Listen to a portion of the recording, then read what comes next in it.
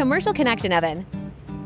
Almond shortbread cookies. Ingredients: crush the almonds in advance. Beat the softened, unsalted butter, powdered sugar, and salt together until light and fluffy. Add milk and mix thoroughly to avoid separation. Join almonds. Mix it evenly.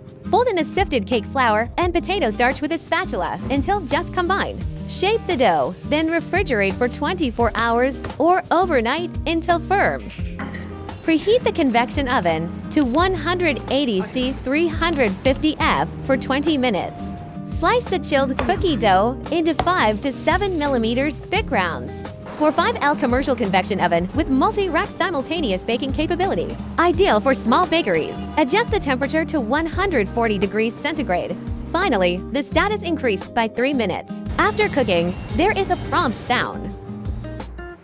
Perfectly evening baking on every rack, every time. Activate the cooling function to quickly cool down. It is the best choice for a professional kitchen.